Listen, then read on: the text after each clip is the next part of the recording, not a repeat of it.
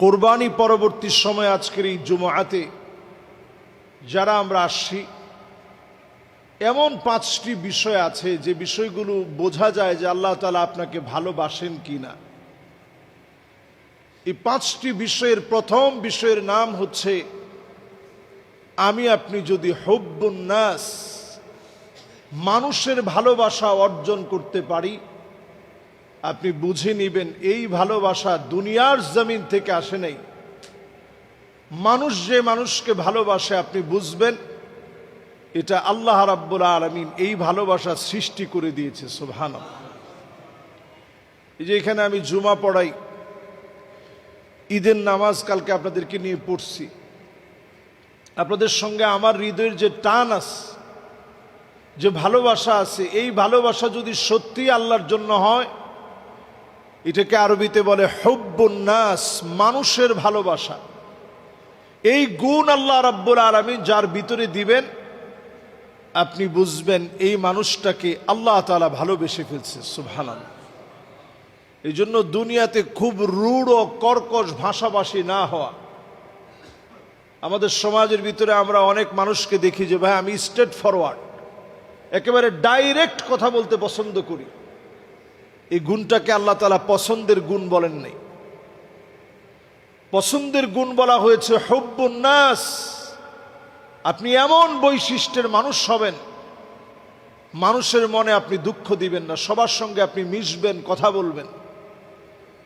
আল্লাহ রাব্বুল আলামিন কোন গোলামকে যখন ভালোবেসে ফেলেন, জিবরিলকে ডেকে বলেন ইন্নী উহিব্বু ফুলানান ফাহিব্বুহু, জিবরিল আমি আমার অমুক গোলামকে ভালোবেসে ফেলেছি, তুমিও আমার গোলামটাকে ভালোবেসে ফেলো।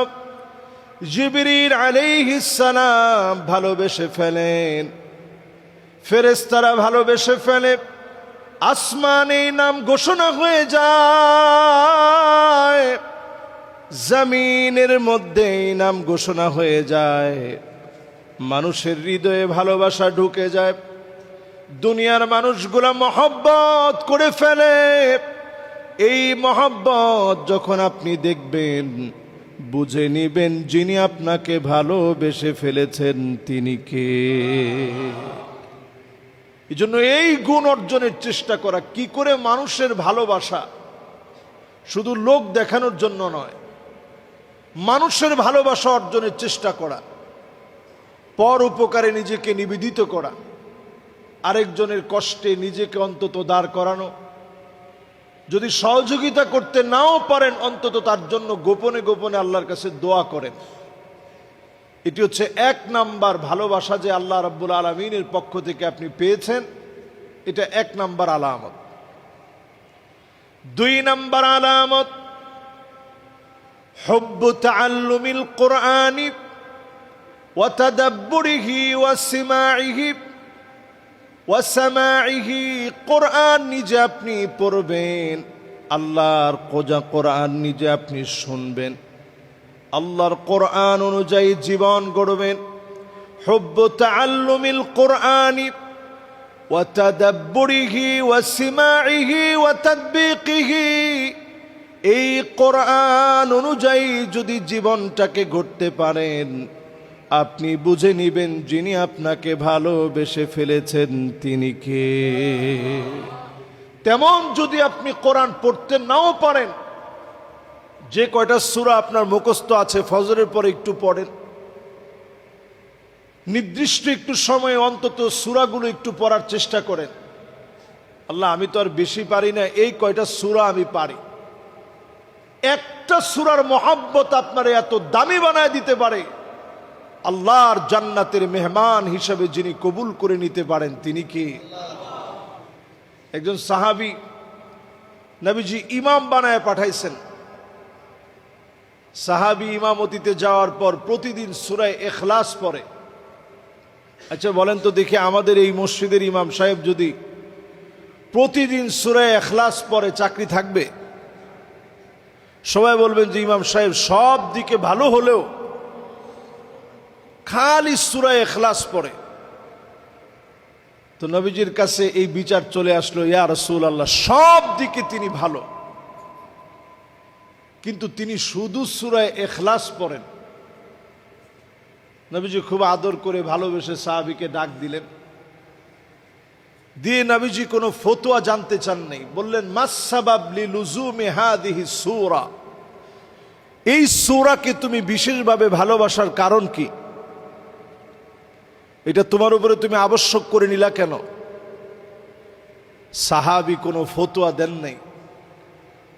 নবীজির সামনে আদব রক্ষা করে বললেন, ইয়া রাসূলুল্লাহ, ইন্নী উহিব্বুহা, আমি এই সূরাটারে ভালোবাসি। সুবহানাল্লাহ ওয়া বিহামদিহি। তো নবীজি বললেন যে এই সূরাটারে বিশেষভাবে ভালোবাসার কারণ কি?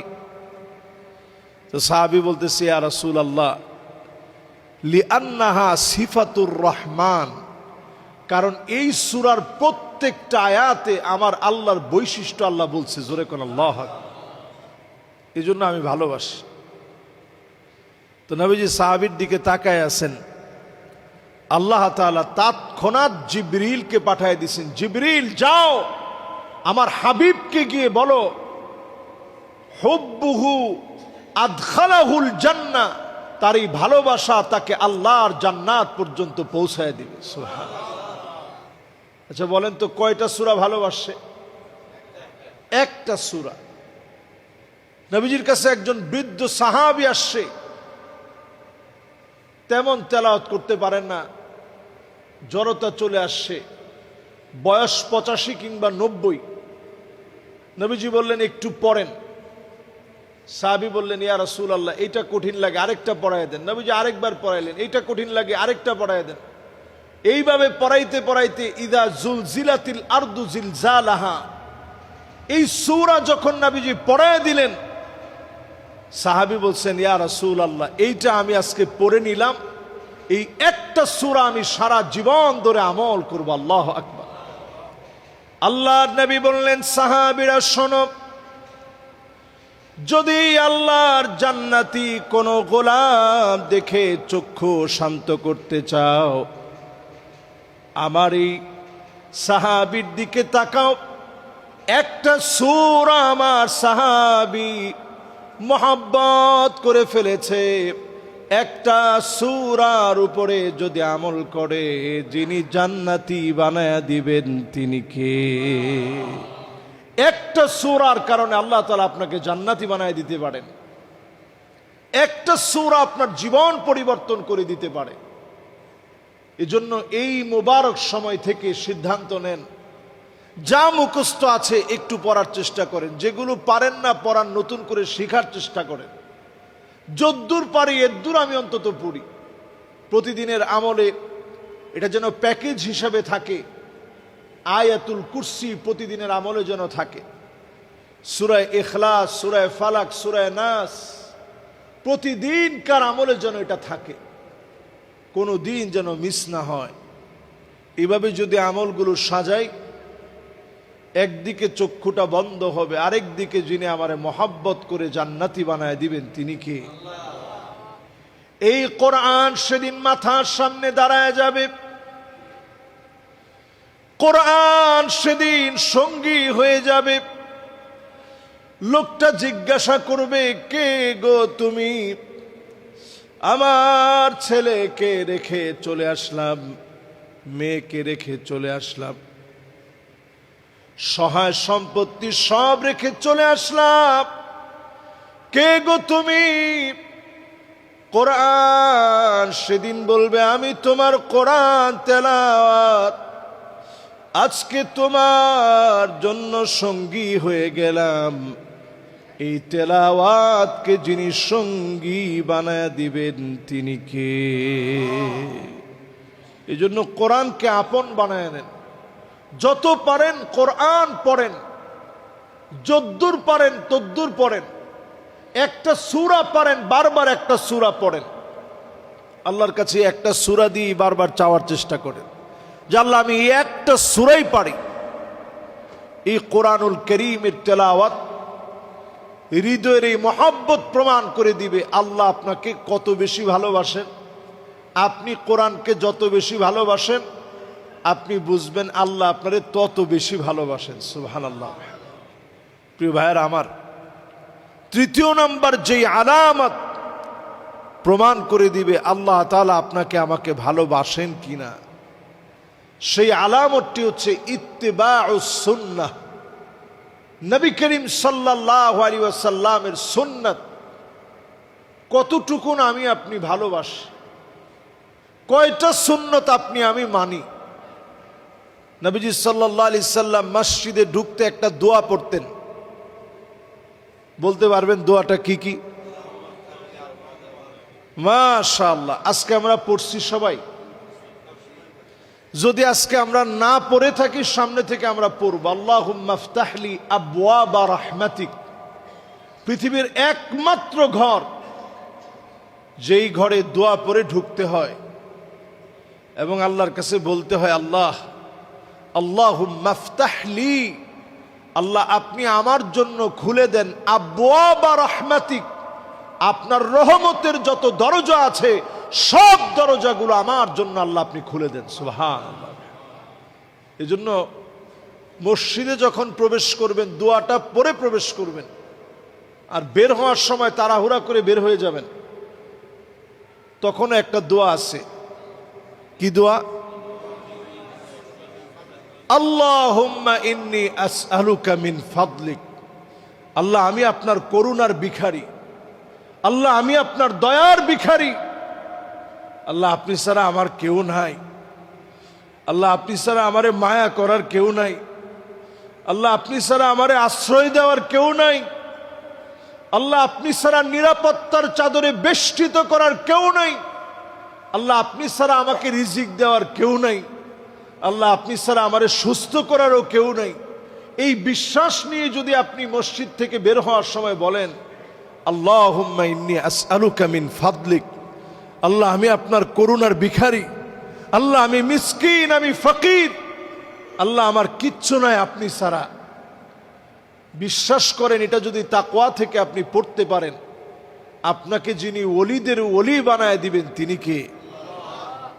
এজন্য আমরা মসজিদ থেকে বের হতে দোয়াটা খুব গভীর তাৎপর্য নিয়ে মন থেকে পড়ার চেষ্টা করব যে আল্লাহ আপনি ছাড়া আসলে আমার কেউ নাই। আসলে আমাদের কেউ আছে? পৃথিবীর বিভিন্ন প্রেক্ষাপটে বারবার প্রমাণ হয় আসলে শুধুই পৃথিবীর ভিতরে আল্লাহ তাআলা যতক্ষণ আপনাকে রাখছে ততক্ষণ আপনি সবার, ততক্ষণ পর্যন্ত সবার প্রয়োজনে আপনি। আজকে আপনি কবরে চলে যান, হাত্তা ইয়াসমাআ সিমাআ নিআলাই, পায়ের আওয়াজগুলো পর্যন্ত আপনি শুনবেন। আমি গতকালকেও বলতেছিলাম যে পায়ের আওয়াজগুলো আপনি শুনবেন, কিন্তু একটা লোকের আপনি ধরে রাখতে পারবেন না, একটা লোকেরও আপনি আটকায় রাখতে পারবেন না। এইটাই দুনিয়া। সবাই চলে যাবে যার যার ব্যস্ততায়। সেই দিন আমার আপনার জন্য আপন হবে আমার আপনার আমলগুলো। ইত্তিবাউস সুন্নাহ, নবীজির যতগুলো সুন্নত আপনি মানতে পেরেছেন, এক একটা সুন্নতের কারণে যিনি আপনাকে আমাকে দামি বানায় দিবেন তিনি কে? 4 নম্বরে আল ইবতিলা, বালা মুসিবত আসবে, আল্লাহ তাআলা বড় বড় পরীক্ষা নেবেন। আল্লাহ রাব্বুল আলামিন একের পর এক পরীক্ষা নেবেন। আশাদ্দুন নাসি বালাআন আল আম্বিয়া, সবচেয়ে বড় বড় পরীক্ষা নবীরা দিয়েছে। এরপরে আল্লাহ রাব্বুল আলামিন পছন্দের বান্দাকে আরো দামি বানাতে পরীক্ষা নিয়েছেন। পরীক্ষাগুলার পরে বান্দাকে যিনি দামি বানায়া দেন তিনি কে? আসলে আমাদের যে দুর্বল ঈমান, আমরা আসলে পরীক্ষা দিয়ে উত্তীর্ণ হওয়ার মতো ঈমান রাখি না। পরীক্ষা দিয়ে পাশ করার মতো ঈমান আমাদের অনেকেরই নাই। আসলে এটা বড় কঠিন জিনিস। আপনি চিন্তা করেন, নবীজির চোখের সামনে থেকে নবীজির সন্তান আব্দুল্লাহ চলে গেছেন, রাদিয়াল্লাহু তাআলা আনহু। চলে গেছেন নবীজির কলিজার টুকরা কাসেম, চলে গেছেন নবীজির কলিজার টুকরা সন্তান ইব্রাহিম, চলে গেছেন চোখের সামনে থেকে উম্মে কুলসুম, চলে গেছেন রুকাইয়া, চলে গেছেন যায়েনব। এতগুলো লাশ নবীজি কাঁধের মধ্যে বহন করেছেন, নিজের সন্তানের লাশ। আল্লাহ নবী নিজে কবরস্থ করলেন, নবীজি নিজেই জানাজা নামাজ পড়ায়া দিলেন। আল্লাহ নবী নিজে কাফনের কাপড়টা জড়ায়া দিলেন। নবীজি নিজেই কবরে নামায়া দিলেন। এই দুঃখ কষ্টগুলা, এই পরীক্ষাগুলা নবীজির জীবনে এসে তায়েফের প্রান্তে জুতা মুবারক রক্তের কারণে রঞ্জিত হয়ে আটকে গিয়েছে। উহুদের প্রান্তে এমন ভাবে রক্ত গড়ায়া পড়েছে, চাটায় পুরে সেই ছাইগুলা নবীজির ক্ষতস্থানে লাগিয়ে দিয়েছেন। ফাতেমা রাদিয়াল্লাহু তাআলা আনহা ওই ক্ষতস্থান থেকে রক্তগুলা বন্ধ করার জন্য ফাতেমা রাদিয়াল্লাহু তাআলা আনহা চাটায় পুরে যখন লাগিয়ে দিলেন, নবীজির ক্ষতস্থানের রক্ত থেমে গেল। আল্লাহ নবী একবারের জন্য বদদুয়া করে নাই। নবীজি বারবার, ফেরেশতারা বলেছে নবীজি বদদুয়া করেন। নবীজি বলেন, ইন্নী লানুবাস লাআন,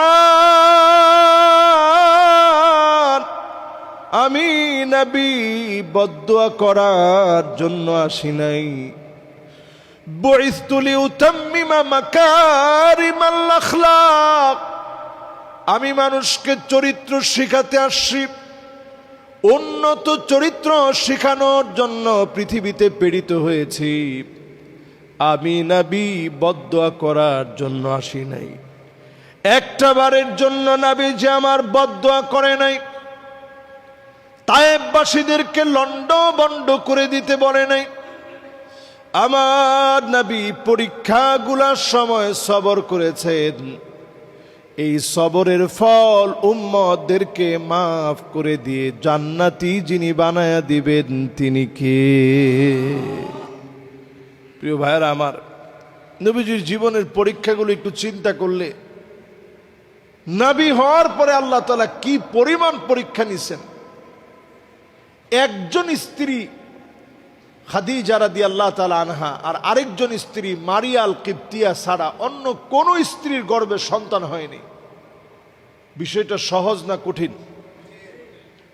কত কঠিন চিন্তা করে। প্রায় দিন ক্ষুধার যন্ত্রণায় নবীজি এক ঢোক পানি খেতে পারে নাই। পরীক্ষাটা সহজ না কঠিন? আমরা 3 বেলা ভাত খাওয়া মানুষ, চিন্তা করেন আজকে যারা এখানে না খেয়ে এসে বসছেন, কালকে রাত্রে হয়তো খুব টাইট খেয়ে ফেলছেন, তো টাইট খাওয়ার কারণে চিন্তা করছেন আবার দুপুরে গিয়ে টাইট ফিট খানা খাবেন। তো 2 টাইটের মাঝখানে চিন্তা করছেন যে এই টাইমটা অন্তত একটু পেটটারে রেস্ট দিই। অনেকে হয়তো না খেয়ে এসে বসছেন, কিন্তু সবারই পেটে একটা যন্ত্রণা শুরু হয়েছে যে হায় রে আল্লাহ, এই লম্বা সময় না খাওয়া। আর আমার রাসূল সাওমে বিশাল করছেন, না খেয়ে রোজা রাখছেন, পরেও খায়েন নাই। সাহাবাই কেরামদেরকে নবীজি সান্ত্বনা দিছেন যে আল্লাহ আমারে খাওয়ায়, আল্লাহ আমারে পান করায়। জোরে কোন আল্লাহু আকবার। একটু চিন্তা করতে পারেন, সামান্য খেজুর পর্যন্ত নবীজি সাল্লাল্লাহু আলাইহি সাল্লামের কাছে ছিল না। সামান্য পানি পর্যন্ত নবীজি পান নাই। একটা বার আল্লাহর কাছে কোনো হাদিস এমন পাই নাই যে আল্লাহ আপনি খাবারের কষ্ট আমি নবীরে কেন দিলেন। একটা বার নবীজি এই কথা আল্লাহর কাছে বলে নাই। সবর করছেন। প্রত্যেক নবী আম্বিয়া আলাইহিমুস সালামদেরকে আল্লাহ তাআলা পরীক্ষা নিছেন। আপনারা জানেন ইয়াকুব আলাইহিস সালাতু ওয়াস সালাম বাবা ছিলেন কার? ইউসুফ আলাইহিস সালামের। 40 বছর ইউসুফ আলাইহিস সালাম বাবার চোখ থেকে দূরে। পরীক্ষাটা সহজ না কঠিন? আল্লাহর কাছে চোখের দৃষ্টি হারায় ফেলছে। তখন আল্লাহর কাছে বলতেছে, ইন্নামা আশকু বাথি ওয়া হুজনি ইলাল্লাহ। আল্লাহ, আমার মনের অনেক যন্ত্রণা কষ্টগুলো আছে যেগুলো আপনি ছাড়া দুনিয়ার কাউকে বোঝানো যাবে না। আল্লাহু আকবার। দেখেন কি কয় আল্লাহর সাথে, আল্লাহ আমার কষ্টগুলো আপনি ছাড়া দুনিয়ার কাউরে দেখাইতে পারবো না। এমন অনেক কষ্ট আমাদের অনেকের মনে আছে, এই কষ্টগুলো শুধু আল্লাহর কাছেই বলা যায়, দিল খুলে আল্লাহর কাছে চাওয়া যায়। এই জন্য আল্লাহর কাছে চুপি চুপি কথা বলবেন। এই যে আমরা মোনাজাত করি, মোনাজাত মানে চুপি চুপি কথা বলা। এই কথা বলার সময় চোখটা বন্ধ করবেন, নিজের গুনাহের কথা স্মরণ করবেন, প্রথমে আল্লাহর প্রশংসা করবেন, মাঝে মাঝে দরুদ শরীফ পড়বেন, আর মনে মনে সব গোপন কথাগুলা চুপি স্বরে আল্লাহকে বলবেন। দুঃখগুলা সব আল্লাহর কাছে খুলে খুলে বলবেন। এমন হতে পারে ওই দিনই যিনি আপনার দোয়া কবুল করে নেবেন তিনি কে? এজন্য আল্লাহর সাথে চুপি চুপি কথা বলতে শিখেন। বালা মুসিবত এই দুনিয়ার জীবনে বাঁচতে গেলে আসবেই। বালা মুসিবতের এই সময় ভেঙে পড়লে চলবে না। মনে রাখবেন, আল্লাহ তাআলা পরীক্ষা যত কঠিন নেন, পুরস্কার আল্লাহ তাআলা তত বড়টাই দেন। পরীক্ষা আল্লাহ তাআলা যত কঠিন নেন, পুরস্কার আল্লাহ তাআলা এর চাইতে বহুগুণ বাড়ায় দেন। আল্লাহ রাব্বুল আলামিন পরীক্ষা নিয়ে বান্দারে ফেরত দেন না।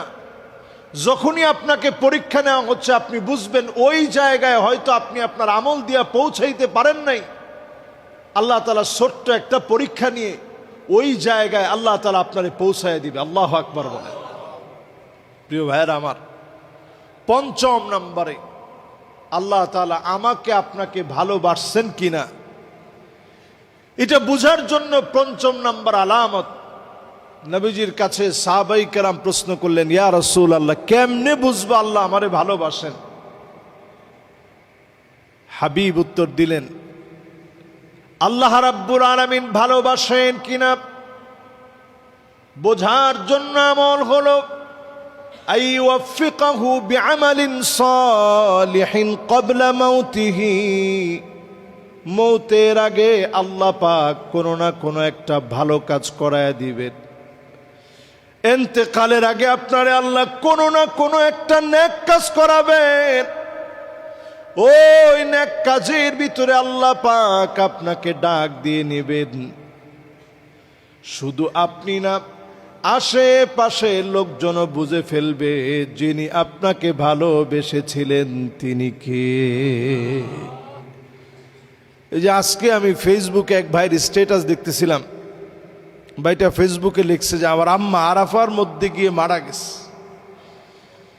আচ্ছা চিন্তা করেন, ওনার আম্মা আরাফার ময়দানে গিয়ে মারা গেছেন, এটা কি সহজ কথা? আরাফার ময়দানে গিয়ে আল্লাহর যে বান্দি চলে গেছেন, ওনার হালতটা কেমন চিন্তা করেন। কত মানুষ মদিনায় যাওয়ার পরে মারা যায়। যে লোকটা মদিনায় গিয়ে মারা গেছে, সারা জীবনের তামান্না ছিল যে আল্লাহ আপনি মদিনায় যদি নিতেন, যদি মদিনায় গিয়ে মারা যেতে পারতাম। নবীজি হাদিসের ভিতরে বলেন, নবীজি বলেন, মান আরাদা শাহাদাতা বিসিদকিন বাল্লাগাহুল্লাহু মানাজিলাশ শুহাদা ওয়া ইন মাতা আলা ফিরাশিহি। যদি কেউ বিছনায় শুয়েও মারা যায়, অসুস্থ হয়েও মারা যায়, শহীদি মরণ যদি তার হৃদয়ে তামান্না থাকে, আল্লাহ পাক শহীদের মর্যাদা তাকে দান করে দিবে। সুবহানাল্লাহ। আব্দুল্লাহ জুল বাজাদাইন সম্ভ্রান্ত ফ্যামিলির সেই সময়ে এমন আতর তিনি ব্যবহার করতেন, উনি রাস্তা দিয়ে চললে সুঘ্রাণ চতুর্দিকে ছড়ায় যেত। ইসলাম গ্রহণের পর গায়ের জামাটা পর্যন্ত ওনার চাচা কেড়ে নিয়েছে। মায়ের সামনে একটা প্রাপ্তবয়স্ক সন্তান যখন লজ্জাস্থান ঢেকে দাঁড়িয়ে আছে। মা চক্ষু সরিয়ে নিয়ে একটা কম্বল যখন উনার দিকে ছুঁড়ে মেরেছে, উনি কম্বলটারে দুইটা ভাগ করে একটা দিয়ে লুঙ্গির মতো পড়ছে, আরেকটা গায়ের মধ্যে জড়ায় নিস। নবীজির কাছে আসছেন, ছোট ছোট কোরআন কারীমের সূরাগুলা যখন উনি মুখস্থ করা শুরু করলেন, নামাজের তেলাওয়াতে এত জোরে জোরে তিনি পড়েন, হযরত ওমর বলছেন, ইয়া রাসূলুল্লাহ, আমাদের কষ্ট হয়ে যায়। আল্লাহর নবী বলছেন, আব্দুল্লাহ জুল বাজাদাইন রে একটু পড়তে দাও, কারণ আমার আব্দুল্লাহ জুল বাজাদাইন ইসলামের জন্য সব দিয়েছে, এক টুকরা কাপড় পর্যন্ত আনতে পারে নাই। দুইটা কম্বলের অংশ, একটা দিয়ে লজ্জাস্থান ডেকেছে, অন্যটা গায়ের মধ্যে জড়ায় নিয়েছে। ওরে একটু কলিজা ভরে পড়তে দাও। তাবুকের যুদ্ধে তিনি গেলেন, নবীজির সামনে এসে বলেন, ওগো নবীজি, আপনি আমার জন্য দোয়া করে দেন, আল্লাহ পাক যেন আমি আব্দুল্লাহ জুল বাজাদাইন আমার যেন আল্লাহ তাবুকের প্রান্তে শহীদ বানায় নেন। আল্লাহর নবী বলেন, আল্লাহ আমার আব্দুল্লাহর জন্য কাফেরদেরকে আব্দুল্লাহর রক্ত হারাম বানায় দিও। চোখের পানি ছেড়ে দিয়ে সাহাবী বলে, ওগো নবীজি, আমি বদরে যেতে পারি নাই, উহুদে যেতে পারি নাই, আমার বড় আফসোস, আজকে আমি শহীদ হতে চেয়েছিলাম, আপনি দোয়া করে দিলেন আমার রক্ত যেন হারাম বানায় দেয়। আল্লাহর নবীর কাছে সংবাদ আসলো, জ্বরের ঘরে পড়ে আব্দুল্লাহ জুল বাজাদাইন তাবুর মধ্যে মারা গেছে। আল্লাহর নবী দুইটা চোখের পানি ছেড়ে দিয়ে বলে, আমার আব্দুল্লাহ শহীদ হয়েছে। শাহাদাতের তামান্না যার হৃদয়ে থাকবে, শহীদের মর্যাদা যিনি দান করে দিবেন তিনি কে? এরপরে নবীজি নিজে কবরে নামায় দেওয়ার সময় বলতেছে, আল্লাহ, আমি আব্দুল্লাহরে বড় ভালোবেসে ফেলছি, আল্লাহ তুমি আমার আব্দুল্লাহরে ভালোবেসে ফেলো। হযরতে আবু বকর, হযরতে ওমরের মতো সাহাবী বলতেছে, আহারে, এই কথা যদি আমাদের নসিবে আসতো, রাসূল কবরে নামানোর সময় যদি এই কথা আমি আব্দুল্লাহর জায়গায় যদি আমি আবু বকর হতাম, আমি ওমর হতাম, কত সৌভাগ্যবান হতাম যে আল্লাহ আমি ভালোবেসে ফেলছি, তুমি আমার আব্দুল্লাহরে ভালোবেসে ফেলো। নবীজি এই দোয়া করে কবরে নামায় দিয়েছেন। তাবুকে যদি আপনাদের যাওয়ার সুযোগ হয়, ওনার কবরটা দেখে আসবেন। পেয়ারা হাদিরিন, যারা যারা আমরা বসছি, একটু চিন্তা করেন, এই ক্ষুদ্র জীবনে সাহাবায়ে কেরাম সব দিয়েছে। এই জন্য আমি আপনি আল্লাহর কতটুকুন প্রিয় ভালো আমলের মধ্যে থাকবেন। আমাদের মৌত যেন নামাজের মধ্যে হয়, আমার মৌত যেন আল্লাহর দ্বীনের কথা বলতে বলতে হয়, আমাদের মৌত যেন দ্বীন বিজয়ের জন্য প্রাণপণ লড়াই করতে গিয়ে শাহাদাতের মৌত যেন আল্লাহ আমাদেরকে দান করেন। পড়ে না আমিন। আল্লাহ রাব্বুল ইজ্জাতুল জালাল আল্লাহর কাছে প্রিয় হন যে পাঁচটি বিষয় আজকে বললাম, আমাকে, আপনাকে, আপনাদের সবাইকে আমল করার তৌফিক আল্লাহ তাআলা দান করুক। আমিন। ওয়াসসালামু আলাইকুম ওয়া রাহমাতুল্লাহি ওয়া বারাকাতুহু।